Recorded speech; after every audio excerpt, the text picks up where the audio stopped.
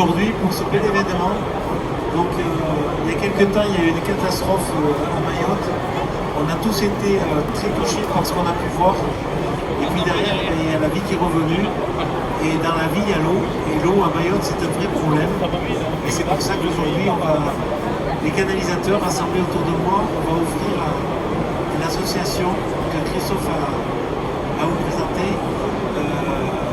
500 fontaines qui sont déjà arrivées d'ailleurs, qui sont arrivées à Mayotte, qui vont être distribuées dans les foyers. Et d'ailleurs, au passage, j'ai relevé le principe parce que ça ne s'appliquerait pas qu'à Mayotte. Et en France, on a beaucoup de communes l'été où il n'y a plus d'eau. Et au lieu de distribuer des bouteilles en plastique qui vont polluer les nappes, qui vont polluer tout le système, on pourrait imaginer d'avoir ça. Donc l'année prochaine, on fera 500 fontaines pour la France. Voilà. Alors, je remercie Christophe Ruaz d'avoir pris cette belle initiative qui a démarré dans le Gard. Et dès qu'il nous l'a présenté, on a tous été enthousiastes pour la reprendre au niveau national. Je passe la parole à Christophe. Merci Pierre. Alors effectivement, l'opération, elle a commencé il y a très peu de temps. Et effectivement, nous les canalisateurs, c'était dans notre ADN. Quand on nous a expliqué qu'effectivement à Mayotte, après le cyclone, les gens étaient obligés de boire de l'eau en bouteille, malheureusement parce qu'il y avait régulièrement des coupures d'eau et que l'ARS exige un certain nombre d'heures avant la reprise de la potabilité des réseaux, on s'est dit c'est aberrant. Alors effectivement, dans quelques années, les réseaux seront neufs et tout ira bien, mais entre le moment où il y a des bouteilles en plastique qui sont données à distribution et vendues, et derrière la fin du dossier, il y a eu une période de vide, et cette période de vide a été comblée. Et je participe totalement à l'idée. Et Jean-Luc m'a contacté il y a exactement 5 mois en me disant écoute Christophe, j'ai une idée, on va mettre des fontaines à distribution dans les communes et dans les écoles de Mayotte, parce que c'est inadmissible qu'en France, on soit obligé de faire plusieurs kilomètres par jour pour aller acheter des bouteilles d'eau potable, pour les amener à la maison et pour s'en servir pour boire. Donc on a une idée, on cherche des partenaires. Alors bien sûr je t'ai dit oui de suite, mais surtout je t'ai dit on va faire ça au niveau de la profession, parce que nous on est concernés, on a notre mot à dire sur le sujet, on a nos compétences, on va t'épauler. Donc il y a exactement 5 mois, on a réussi à convaincre notre département du Gard et des entreprises gardoises pour proposer 50 fontaines. Mais Jean-Luc, il ne s'arrête jamais. Il me dit 50 fontaines, c'est génial, mais le problème, c'est que pour remplir un conteneur, il en faut 500. Donc comment on fait pour compléter ? Et là, j'ai la chance d'avoir un président très réactif, parce qu'on s'est vu le 22 mai dans le Gard, et le 25, on avait un conseil d'administration de canalisateurs. Et Pierre me dit, Christophe, je en parle au conseil d'administration. J'en parle le 25 au matin au conseil d'administration. Le conseil d'administration est emballé. Du coup, Pierre me dit, mais c'est pas le tout. On a une assemblée générale cet après-midi. Je vais présenter le projet à tous nos adhérents cet après-midi. Alors bon, ça a baissé des dates parce qu'il fallait réorganiser l'après-midi. Mais Pierre a tenu bon. On a présenté le projet à nos adhérents le 27 mai. Et évidemment, tout le monde a dit oui. Tout le monde a été partant pour ce projet génial. Et en quelques semaines, on a réussi à convaincre 34 de nos adhérents qui nous ont fourni les 500 fontaines pour remplir le conteneur. Et le Skecorec, qui sont nos amis des pompages, qui nous ont accompagnés dans la démarche. Et à partir de là, parce que c'est pas le tout, nous on a fait la première étape, mais pour qu'il y ait une réussite dans ce genre de domaine, il faut que tous les maillons de la chaîne soient opérationnels. Et moi je savais que je pouvais avoir confiance en Jean-Luc, parce que Jean-Luc je le connais bien. Et il y a 10 ans, il est venu me voir en me disant Christophe, je suis vice-président de l'AMF du Gard, il faut qu'on fasse un truc entre les entreprises et les collectivités. On pourrait appeler ça l'investissement local et départemental. J'ai dit l'idée est géniale. Il l'a lancé et maintenant dans tous les départements de France, grâce à Jean-Luc et personne ne le sait, on fait les victoires de l'investissement local. Donc je savais que Jean-Luc, quand il avait une idée en tête, il allait jusqu'au bout de la démarche. Et je savais que je pouvais lui faire confiance. Et Pierre m'a fait confiance parce qu'il savait qu'il pouvait lui aussi me faire confiance. On s'est lancé dans la démarche avec l'idée brillante des écomères. On a rencontré Serge d'Unigaya qui nous a dit mais moi je vais m'occuper de tout le reste, j'ai les idées, j'ai les méthodologies, je vais trouver le conteneur, je vais trouver le bateau et après on va aller sur place et sur place on trouvera les associations qui vont nous épauler dans cette démarche et je tiens à remercier le directeur général de Ménésie, Mahoré, qui est l'organisme qui s'occupe de la gestion de la distribution des fontaines et qui nous présentera à l'heure son association et la méthodologie qu'il a mis en place. Et ça fait chaud au cœur de voir que quelques jours après l'arrivée des conteneurs, on a des photos magnifiques de gens qui ont des fontaines en haut, dans les écoles, dans les familles, dans les associations. Et c'est exactement pour ça qu'on se bat. Et je voulais conclure simplement en disant que ce qui s'est passé, c'est exceptionnel parce qu'on ne savait pas où on allait, ni les uns ni les autres. C'est pas évident au niveau associatif, nous au niveau syndicat professionnel, de s'associer dans une démarche où on ne connaît pas forcément la fin de l'histoire. On y est tous allés et la fin de l'histoire s'est très bien passée. En moins de 5 mois, on est arrivé à aboutir, ce qui est énorme. Et ce qui veut dire que pour l'avenir, maintenant on sait que ça marche.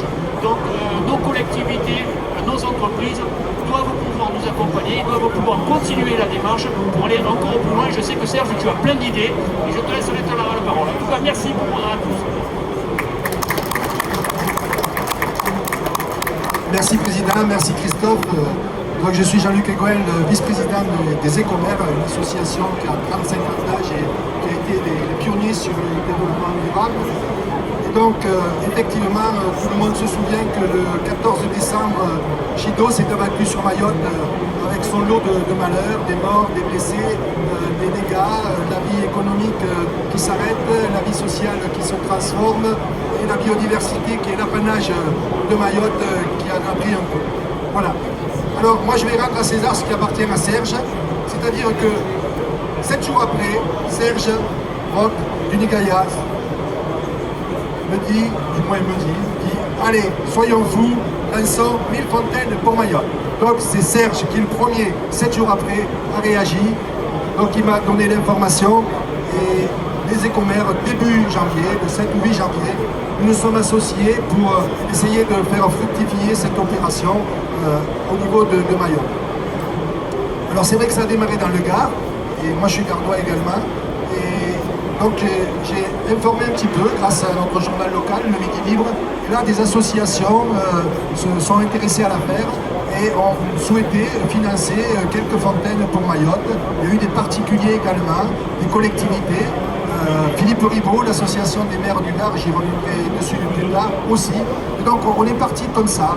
Et ensuite, au mois de mai, le Salon du Gard a été l'occasion d'avoir une tribune pour présenter cette opération.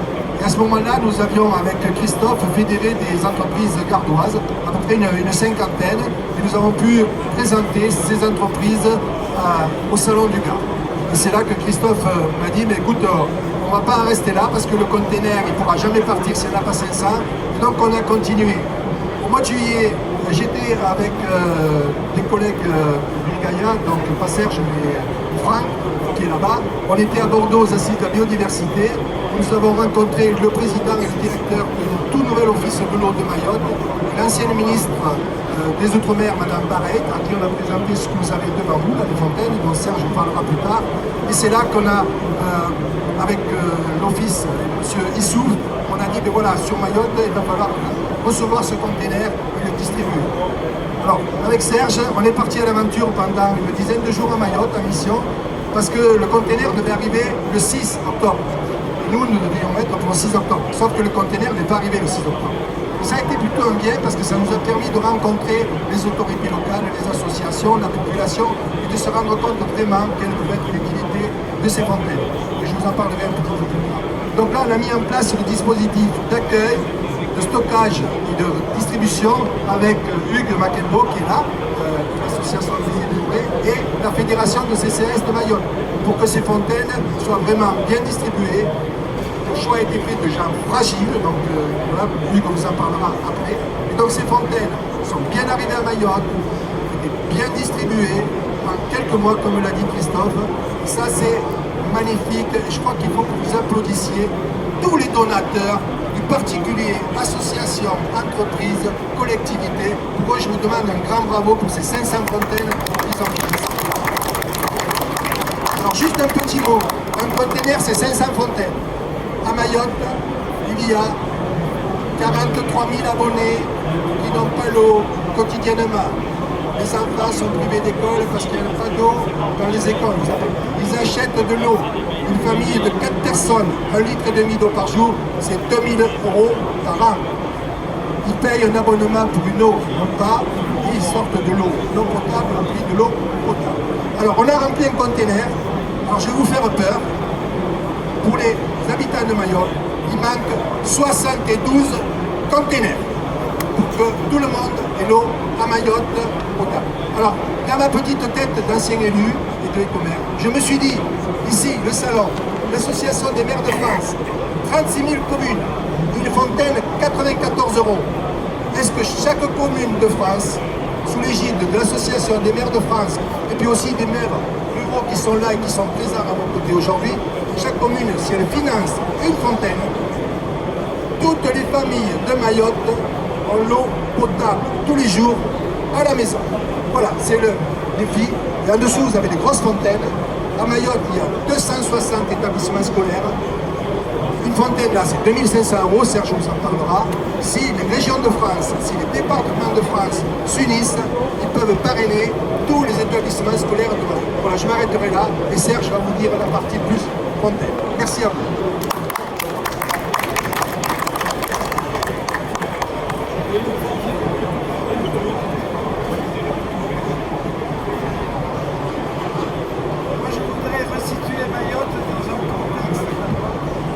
Dans un contexte général. Nous avons l'habitude de vivre dans une société d'abondance. Nous avons l'énergie à profusion, la communication à profusion et l'eau presque à profusion, encore que les problèmes commencent à se poser. Mais que se passe-t-il quand l'un de ces trois piliers est détruit par une catastrophe quelconque? Nous nous trouvons dans une situation où on peut vivre sans électricité. Nos ancêtres l'ont connu. On peut vivre sans Internet et voire peut-être mieux, mais on ne peut pas vivre plus de 3 jours sans eau. Et en fait, Mayotte, c'est un cas d'école. C'est un cas d'école pourquoi? Parce que les catastrophes naturelles dues au changement climatique, aux augmentations de population et aux guerres et aux conflits vont devenir de plus en plus nombreux. Et on va en connaître évidemment dans l'outre-mer, mais on en connaît aussi maintenant en France métropolitaine. Et donc, quelles sont les solutions qui sont en général mises en œuvre, et qui ont été mises en œuvre maintenant, notamment par l'État? Ça a été de dire, on va envoyer des conteneurs, des cargos de bouteilles d'eau en plastique, qui venaient d'où? De métropole, parce que la réglementation à Mayotte interdit d'acheter de l'eau qui ne sont pas européennes. Alors vous voyez le côté écologique de l'affaire. On est dans une île qui fait 374 km², peuplée par 500 000 habitants, à peu près, et dans laquelle on a déversé des millions de bouteilles de plastique. Deuxième solution, on coupe l'eau. Bon voilà, il n'y a pas d'eau, donc on coupe l'eau. Et on a vécu nous-mêmes avec Jean-Luc la situation où un jour sur deux, on n'avait pas d'eau. Voilà. Donc les gens stockent l'eau comme ils peuvent, et cette eau, évidemment, n'est pas consommable parce qu'elle se pollue, elle se reproduit. Alors, à l'autre bout de la chaîne, là c'est là qu'interviennent nos amis les canalisateurs, on refait les réseaux, on rétablit la situation normale. Et à Mayotte, il y a un investissement de 94 millions pour faire une usine de dessalement, et puis des projets pour rétablir les réseaux. Mais combien de temps cela va-t-il prendre? Combien d'argent va-t-il falloir investir dans une situation où on est relativement impécunieux au niveau de la France?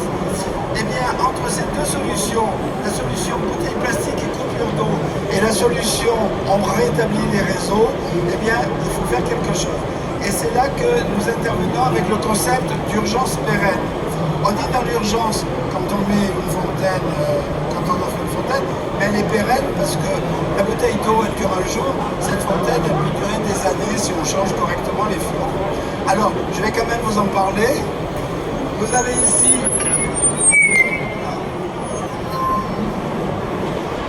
donc, les fontaines que nous avons mises en place là-bas sont des fontaines simples, qui ne sont pas connectées au réseau, qu'on remplit par capillarité, mais qui ont un niveau de filtration extrêmement élevé.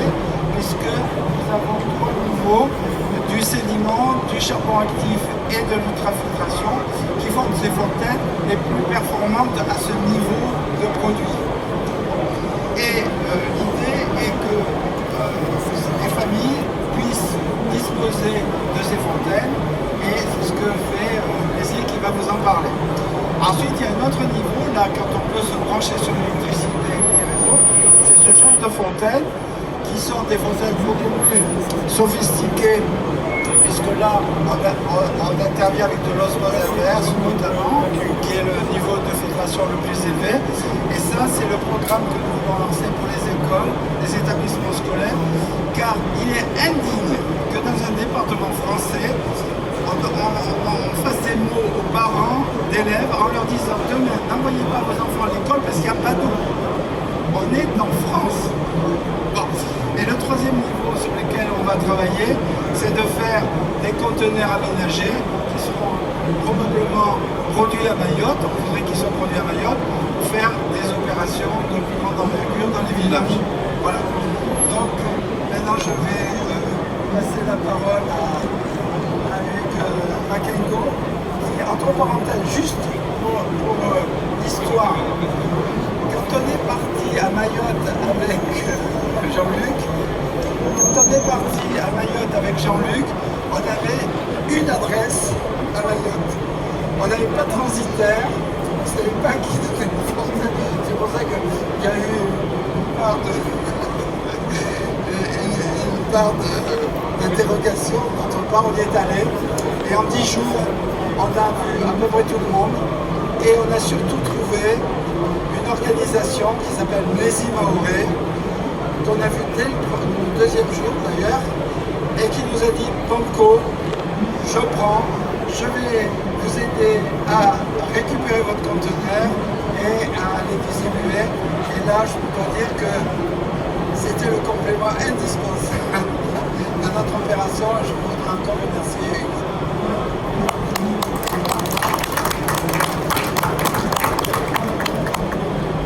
Bonjour, je suis Hugues Makengo, directeur général de Mlezi Maoré, qui est une association du groupe SOS.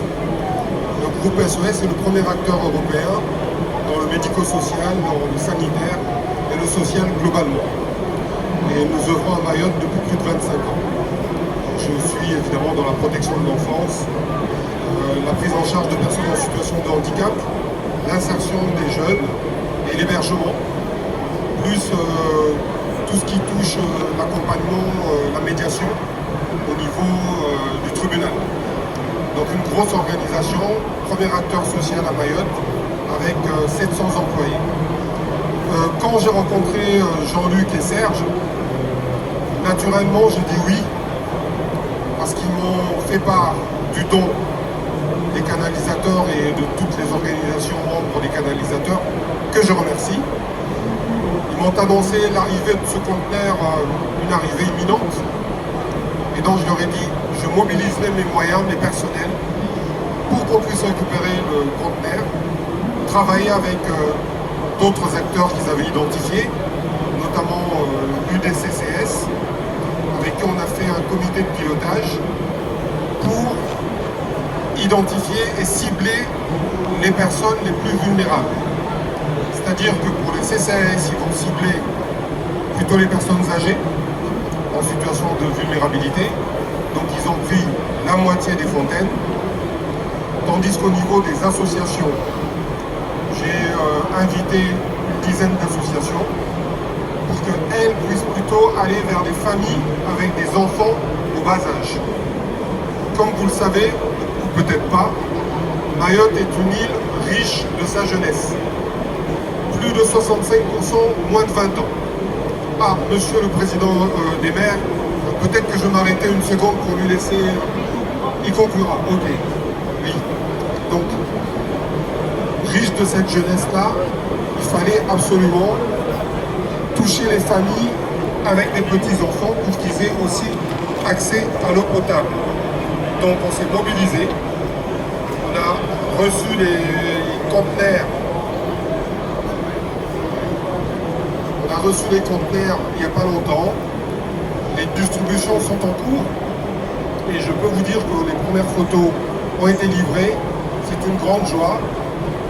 Ça fait 5 ans et demi que je vis à Mayotte et je peux vous dire que c'est la première fois que je buvais l'eau du robinet grâce à une de ces fontaines.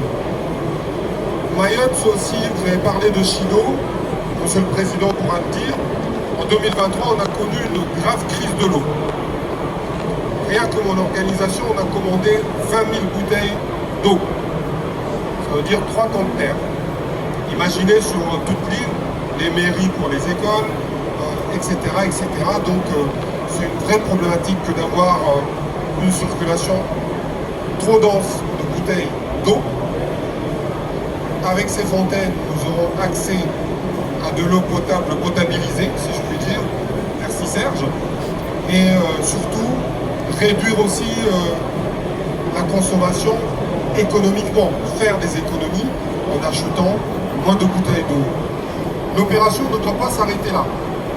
Jean-Luc a parlé de 72 conteneurs et Serge a parlé de celui qui est le plus gros pour les collectivités, les écoles notamment.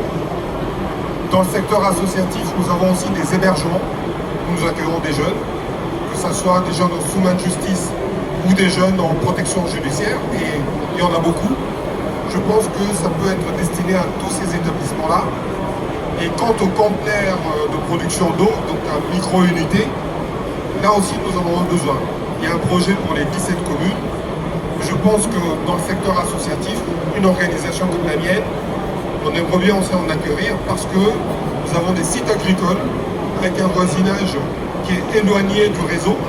Donc si ça peut permettre de produire de l'eau pour tout ce monde, une population assez intéressante, et donc distribuer dans la commune à ceux qui sont à proximité du site, ça sera une bonne chose. Nous comptons encore sur vous. Les problématiques que nous connaissons, certaines communes en France métropolitaine, en France hexagonale comme on dit maintenant, les connaissent déjà et d'autres les connaîtront prochainement. Donc je pense qu'aujourd'hui nous sommes un espèce de laboratoire, comme nous l'avons toujours été pour les politiques publiques. Et demain, ce qui se passe à Mayotte pourra se passer chez vous et je pense que les canalisateurs seront présents pour qu'on puisse continuer tous ensemble cette belle action. Et à mon tour de vous remercier tous pour ce que vous avez fait pour notre île, pour les familles de Mayotte et pour les jeunes de Mayotte. Merci. Merci beaucoup. Je vais passer maintenant à la parole à Monsieur le maire, président de l'association des maires de Mayotte, qui vous présente et qui va permettre de conclure cet événement. Merci Monsieur le maire. Merci beaucoup. Tout d'abord, je devais m'excuser, je devais être là depuis 11 heures, mais j'étais retenu par la casquette du président de l'association de maires en tant que président. Donc il y avait des conventions à signer avec la gendarmerie qui fait aussi beaucoup sur à Mayotte. Il n'y a pas que la crise de l'eau, mais il y a aussi une crise de sécurité que vous connaissez tous, malheureusement. Donc je tiens à vous remercier, je tiens à remercier les équipes aussi qu'on a mis en place cet accompagnement depuis le salon de l'agriculture, c'était le 17 février. Et donc je n'ai pas oublié, d'ailleurs les premières fontaines qui m'ont été offertes, c'était moi et le président de la Chambre d'agriculture de Mayotte pour vous montrer moi l'exemple pour cette opération. Cette opération consiste à quoi? C'est nous, on a privilégié les écoles. Ça a été dit, je n'étais pas là depuis le début, mais je sais le problème parce que nos écoles souvent ferment ou n'ont pas d'eau parce qu'ils n'ont pas de l'eau potable. Donc c'est pourquoi je vous demande à toutes et à tous ici, collectivités, départements, à encourager cette opération que nous avons mis ensemble depuis le 17 février au Salon de l'agriculture. Pourquoi? Parce que ça permettrait tout simplement que chaque enfant, chaque population, chaque individu puisse avoir de l'eau potable. Parce que, comme vous le savez, l'eau du robinet à Mayotte n'est pas potable. À chaque fois que l'ARS donne des résultats, on trouve toujours qu'il y a certains endroits qu'il n'y a pas de potabilité de l'eau. C'est pourquoi on privilégie les écoles d'abord, les autres populations après. Mais tout simplement, ça a été dit aussi ici, pour faire des économies, mais aussi pour la prévention de la nature, parce que tous ces populations vont dans la nature et ça pollue, et puis c'est pas bien aussi pour l'écosystème. Donc voilà ce que je voulais dire en deux mots, en vous remerciant et de continuer cet effort d'aide vis-à-vis de Mayotte pour la continuité de nos populations. Parce que c'est vrai aussi, il y a une usine de dessalement qui est en cours, il y a un projet de troisième retenue collinaire, mais nous avons besoin immédiatement, c'est par rapport à ce fontaine qui peut nous apporter d'utilité pour la population de Mayotte. Et je vous remercie. Merci Monsieur le Président de l'Association des maires de Mayotte. Alors, ce que je vous propose, c'est qu'on continue les échanges avec le verre de l'amitié. Et en attendant, j'aimerais que toutes les entreprises, les associations qui ont participé à cette belle opération viennent pour qu'on fasse une photo commune, parce que sans les entreprises canalisateurs, l'opération n'aurait pas pu aller à son